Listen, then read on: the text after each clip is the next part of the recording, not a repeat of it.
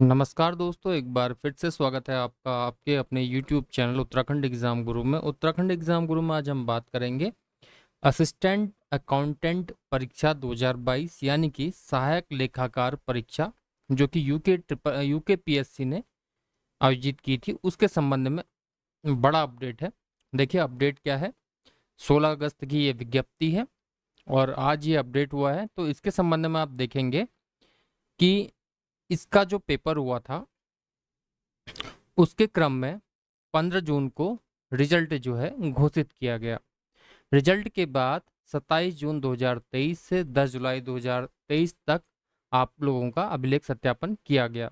देखिए अभिलेख सत्यापन में जितने भी अभ्यर्थी उपस्थित थे उसके लिए अब ऑनलाइन वरीयता भरी जाएगी।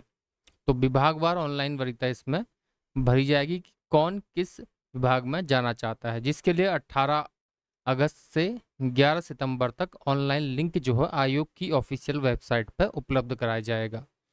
अभ्यर्थियों को जो लिंक है के माध्यम से ऑनलाइन वरीयता हेतु सभी विभागों को भरना है।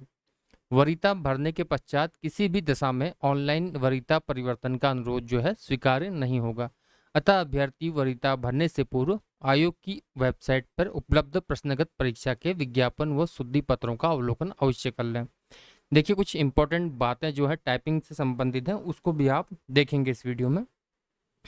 अभिलेख सत्यापन में उपस्थित अभ्यर्थियों की हिंदी टंकण अहरकारी परीक्षा जो है 28 अगस्त से 11 सितंबर तक जो है ज्ञानोदय लैब उत्तराखंड लोक सेवा आयोग हरिद्वार में आयोजित की जाएगी। हिंदी टंकण हेतु महत्वपूर्ण दिशा निर्देश जो है आयोग की ऑफिशियल वेबसाइट पर उपलब्ध हैं, जिनको अभी हम बताएंगे।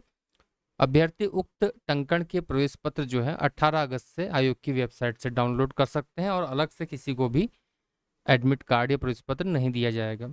और ऑनलाइन आवेदन में के सापेक्ष बहुत से लोगों ने एनएसएस-बी सर्टिफिकेट की सूचना उस समय नहीं दी थी, वो इसको ऑनलाइन वरीयता भरते समय अपडेट कर सकते हैं।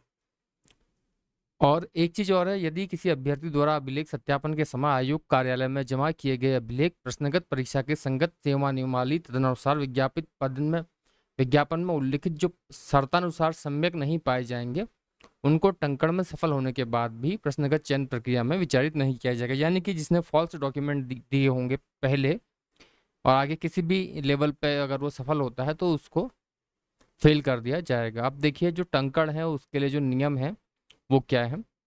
सबसे पहले आप जब टंकण परीक्षा में बैठेंगे तो देख लेंगे कि कीबोर्ड आपका ठीक तरह से कार्य कर रहा है। उसके बाद ये भी देख लेंगे कि कैप्स लॉक और नंबर लॉक की जो है ऑन या ऑफ तो नहीं है। कृतिदेव 10 फॉन्ट का यूज किया जाएगा। अभ्यर्थी दूसरे के कंप्यूटर में देखेंगे नहीं। और एक चीज और है, पहले आप अपना रोल नंबर डालेंगे और उसके बाद टंकण परीक्षा से पहले 2 मिनट के डेमो का डायलॉग बॉक्स पर प्रदर्शित होगा। स्टार्ट डेमो पर क्लिक करने के से स्क्रीन पर एक डेमो पैराग्राफ दिखाई देगा।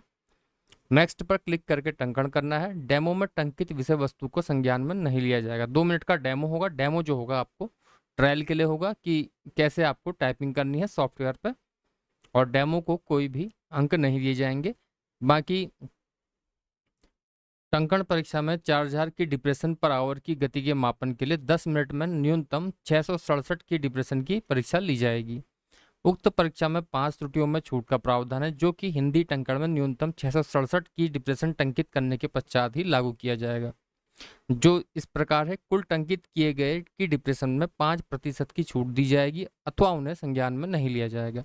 परंतु 5% से अधिक त्रुटि होने पर प्रत्येक गलत की डिप्रेशन पर दंड स्वरूप एक गलत की डिप्रेशन पर 5 की डिप्रेशन सही की डिप्रेशन की संख्या कम कर लिए जाएंगे। समय पूरा होने पर सॉफ्टवेयर जो है अपने आप ही बंद हो जाएगा। अगर टाइपिंग में कोई त्रुटि होती है तो बैक स्पेस दबाएंगे आप। हिंदी टंकण में गलत टाइपिंग करने पर कंप्यूटर पर चिन्ह जो है इस प्रकार का दिखाई देगा।